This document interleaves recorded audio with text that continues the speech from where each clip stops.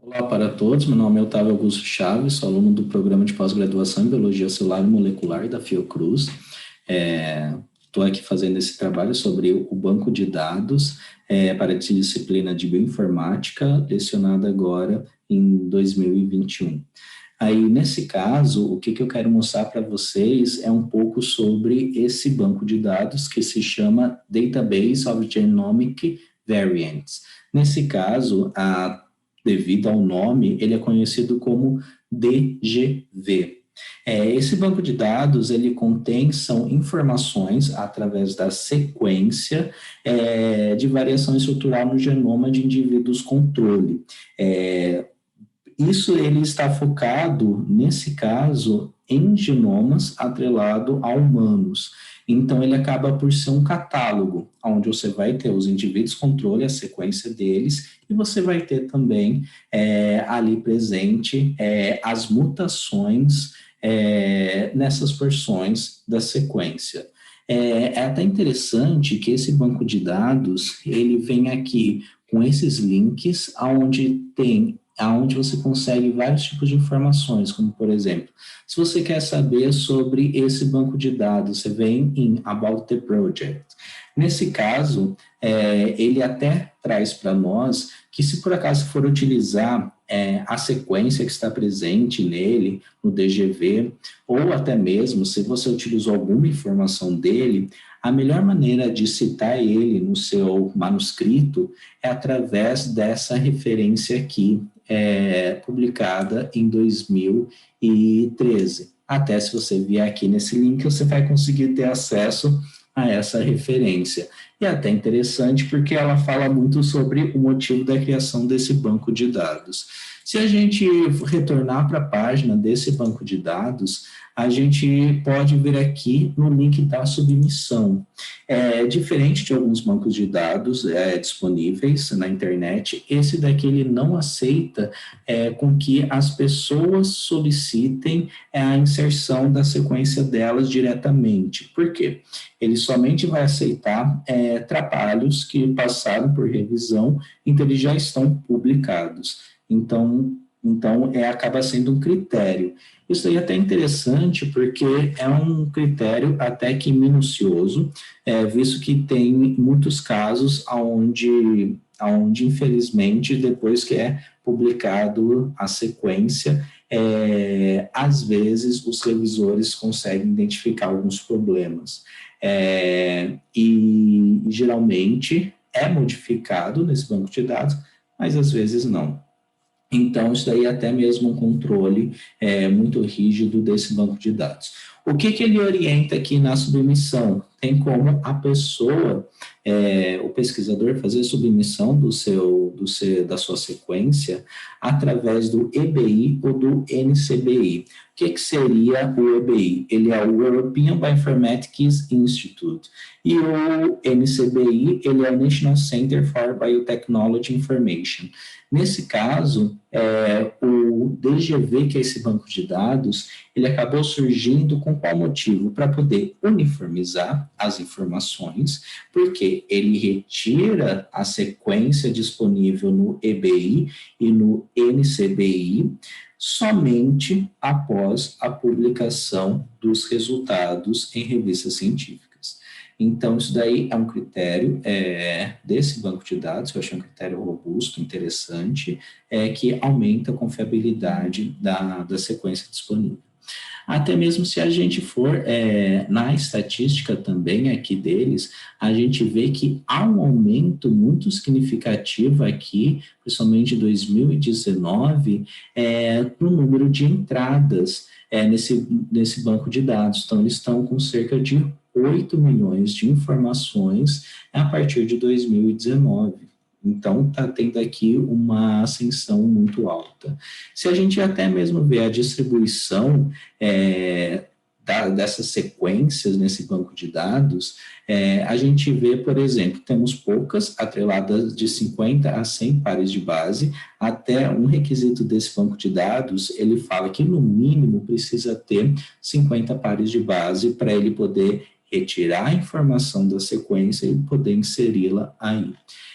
Nesse caso aqui, do número de estudos, a gente observa que teve um boom imenso em 2008 e 2010, comparado aos outros anos em si, principalmente aqui em 2019. Mesmo 2019, tendo apenas aqui listado como sendo o valor aqui do número de estudos, ele acabou sendo uma sequência com uma alta quantidade de número de bases. Então, por isso também desse valor aqui absurdo em 2019. Agora, ele também contém outras informações. Até hoje, pelo menos até a data de hoje, 10/6, eles têm aqui, são 75 entradas, tá, disponíveis na parte da sequência em si. A gente pode observar aqui, através dos links, essa porção aqui que contém, por exemplo, Database of Genomic Variants Archive. Isso daqui ele está atrelado ao EBI, que é onde o pesquisador pode fazer a deposição da sua sequência. Então, aqui ele fornece links de diferentes também bancos de dados disponíveis para a área da genética. Nesse caso, lembrando que esse banco de dados, o DGV, ele é exclusivamente para sequência atrelada ao genoma humano. Podemos ir nas perguntas também frequentes, que é interessante, e um dos propósitos desse banco de dados, ele está em catalogar a sequência disponível em outros bancos de dados, depois da publicação deles, e depois que eles fazem esse tipo de catálogo, eles também inserem as mutações, e essas mutações elas são interessantes porque você pode utilizar essas informações tanto para a área de pesquisa básica, também quanto para a parte de diagnóstico clínico. E para isso daí, ele até mostra aqui para nós como é que a gente consegue fazer essa correlação dos dados do DGV com dados de pacientes. Então, aqui ele explica como, ele até cita também esse artigo, onde esse artigo ele é muito interessante e ele acaba mostrando para nós aqui como é que faz esse tipo de tratamento, tá? É um artigo de 2012, se a gente for ver agora, é um artigo até que um pouco antigo, entretanto contém informações muito relevantes.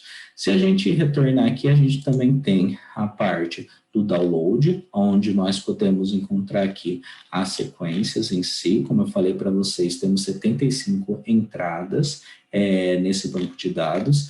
E aqui nessa tabela, ele fornece para nós o genoma, o ano que acabou sendo depositado aí, esse genoma, nesse caso que foi retirado e colocado aí. Ele está o PubMed, referente à publicação, por exemplo, apertei aqui, ele já direciona para o link, e ele também está outros tipos de informações, até mesmo comentários que ocorreu durante o processo também para poder inserir eles.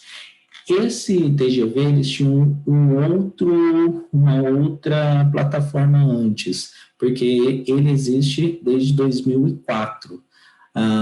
Aí até mesmo se vocês retornarem aqui para as dúvidas e questões, aqui ele vai falar qual que é a diferença do DGV version 1, que seria a primeira versão dele em si, que foi de 2004, para o DGV atual.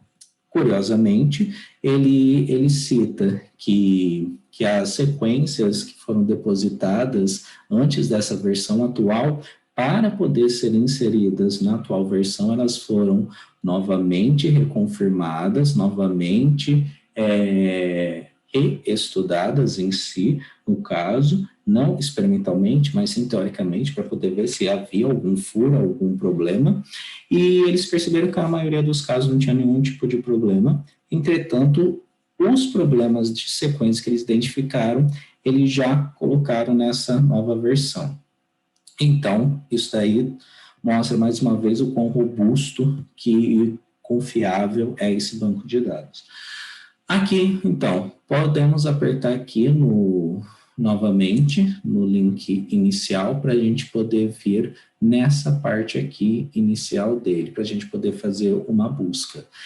Nessa busca, ele está aqui como um exemplo de busca CFTR. O que seria isso? Isso daí ele é um gene, ou seja, uma sequência de bases nucleicas, onde ele vai acabar depois sendo transcrito em uma proteína. Aí, nesse caso, CFTR, ele acaba sendo o gene que vai produzir a proteína reguladora de condução transmembranar, onde vai acabar permeando seletivamente em uns cloretos e em membranas celulares epiteliais. Então, a gente pode dar um search aqui, e ele vai puxar para nós a sequência que tem referente a esse tipo de gene. Então, nós temos aqui essa sequência, e aqui a gente tem a referência, lembrando que ele sempre utiliza uma referência para poder comparar com as mutações, porque esse banco de dados ele contém as mutações, já que ele também quer ser utilizado para diagnóstico clínico. E aqui a gente também tem a porção stage, que ele explica aonde que houve deleção, onde é que houve inserção, onde é que houve variação. É até interessante a maneira como é que ele coloca os dados. Eu, particularmente, como não é a minha área de pesquisa e também conhecimento a fundo, a parte de biologia molecular, então, para mim, torna-se um pouco complicado conseguir perceber exatamente o que em si, o que significa muita parte disso. Para isso, para quem não é da área, como é o meu caso, a gente pode voltar no database e a gente tem aqui uma coisa muito interessante, que deixa eu ver se eu encontro aqui,